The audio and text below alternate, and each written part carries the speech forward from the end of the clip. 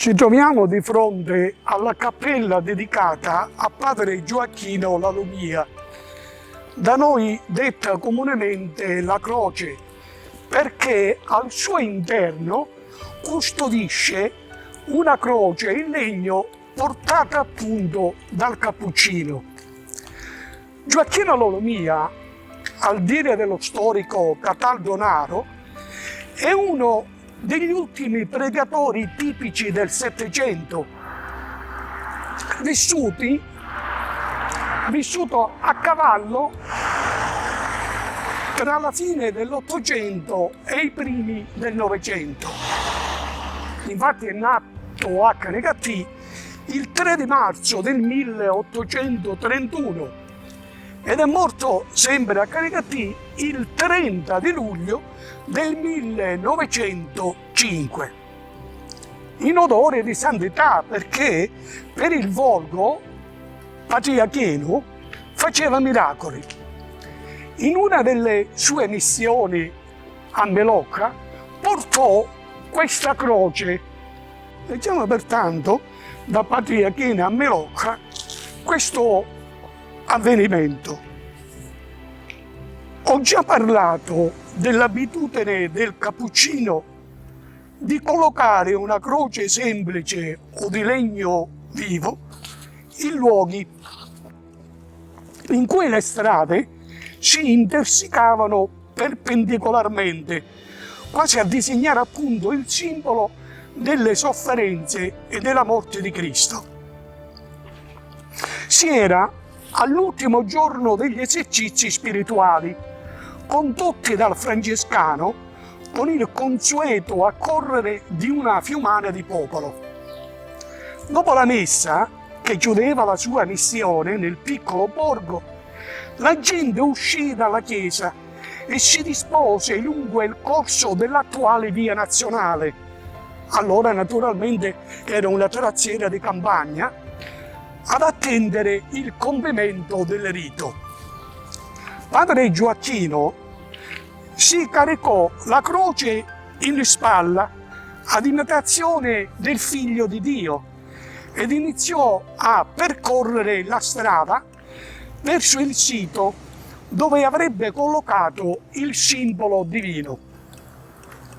Va detto che la croce era molto più grande di quella che adesso rimane, essendo stata tagliata in un'epoca successiva per inserirla nell'attuale collocazione. Durante il tragitto, come usava fare, il cappuccino si flagellava.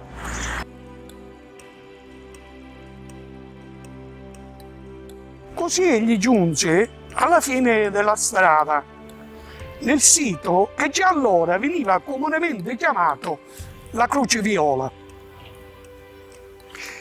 Proprio per l'incrociarsi che lì verificava tra le due tracciere. Al centro di esso cresceva rigoglioso una pianta di capperi, in prossimità della quale padre Gioacchino poggiò la sua croce.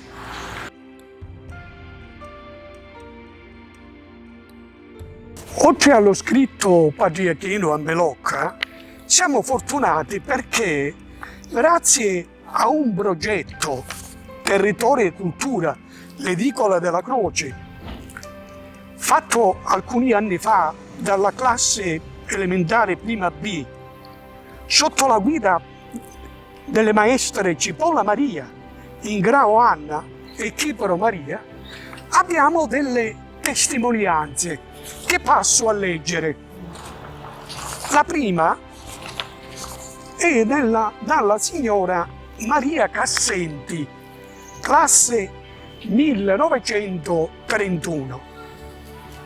Padre Gioacchino, dice la zia Maria, è venuto a Milena quando è stato ordinato sacerdote l'arciprete Cipolla Giuseppe. Quindi siamo intorno al 1887.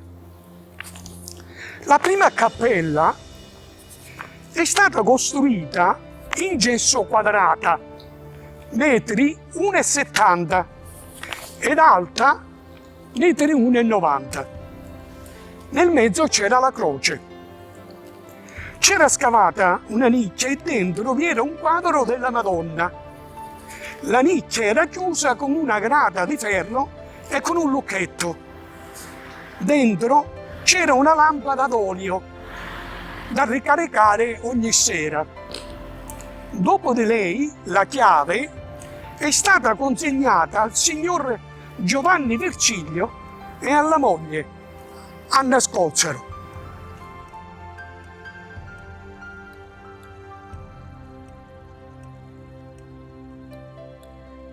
Abbiamo un'altra testimonianza, e precisamente dalla figlia di Giovanni Virgilio e di Anna Scozzaro, la signora Virgilio Brigida, classe 1935. La cappella, dice la zia Brigida, era bianca, con una pianta grande di capperi che verso maggio era fiorita. Padre Gioacchino si sedeva lì con la zia Peppina, la licatisa, nel mese di maggio per Santa Croce, quando si dice 1000 volte Gesù. La signora Brigida si riferisce, a proposito delle 1000 volte Gesù, ad una preghiera del rosario che veniva recitata appunto il 3 di maggio, festa della Santa Croce, dove si ripeteva, anziché le Ave Marie, si ripetevano per 1000 volte il nome di Gesù.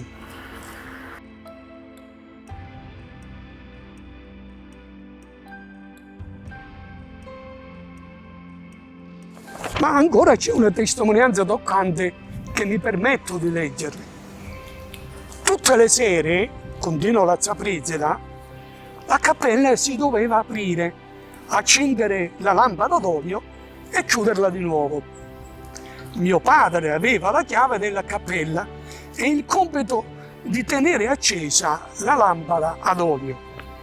Spesso ero io ad accenderla, ma una sera ero talmente stanca che non sono andata. E la stessa notte ho visto padre Gioacchino a casa mia. Ha bussato verso le 3 di notte ed è venuto con il bastone, rimproverandomi che non era andata ad accendere la lampada alla croce. Mi sono messa a piangere e padre Gioacchino se ne andò solo, dopo avermi perdonata. Finora però abbiamo parlato della vecchia cappella, ora parliamo della nuova, di questa che vediamo, perché abbiamo una testimonianza con dovizie particolari a cura della signora Cassindi Carmela, classe 1929. Dice la teste: ricordo perfettamente come si sono svolti i fatti per la costruzione della nuova cappella. Il padre di Salvatore Sferlazza, originario di Racarmuto, aveva sposato la sorella dello zio Stefano Cassenti. Salvatore, in una di queste lettere, incarica lo zio di provvedere alla ricostruzione della vecchia cappella. Era stato gravemente ammalato, aveva promesso a padre Gioacchino, che aveva invocato per la guarigione, che avrebbe ristrutturato la fioreggia della croce. Lo zio fa leggere la lettera a mio padre, competente nel campo edile, che si fa carico di eseguire il compito. Contatta l'ingegnere Luigi Pantano da Canicattì. Questi redige il progetto e ottiene l'autorizzazione. Dopo qualche mese iniziano i lavori. I calcinacci della demolizione della vecchia cappella sono stati raccolti dai fedeli che li hanno portati a casa come reliquie. Anche la croce in legno consumata dal sole e dalla pioggia, è stata ridimensionata e sistemata nell'attuale sito, foderata in legno. Continua ancora la signora. Nell'agosto del 1948, a lavori ultimati, sono arrivati dagli Stati Uniti, dove risiedevano, i coniugi Salvatore e Grazia Sferlazza per assistere all'inaugurazione. Alla cerimonia hanno partecipato le autorità civili e religiose e un molto numero di fedeli. Il quadro della Madonna ci informa che durante i lavori era stato custodito in chiesa e è stato riportato nella nuova sede in processione, e ricordo che lo portavano alcune ragazze. In prima fila c'era la figlia dell'ingegnere e mia cugina Mela, mentre l'attuale quadro è stato donato da mio padre in memoria di mia madre degli anni 60, quindi oggi noi vediamo un nuovo quadro donato negli anni 60 precisamente dal cavaliere Giovanni Cassenti. Ecco, dà ancora una testimonianza che sappiamo. Ricordo la vecchia costruzione era in gesso, bassa, con una forma di un forno e chiusa da un cancelletto di legno, mentre dal tetto pendeva una pianta di capperi, spunta ancora una volta questi capperi, con il suo verde adornava tutta la zona. Conclude la signora, la croce per noi è stata sempre un importante punto di riferimento, e non solo per lei, ma aggiungerei per tutti i milocchesi e solo tanti devoti di padre Gioacchino, la non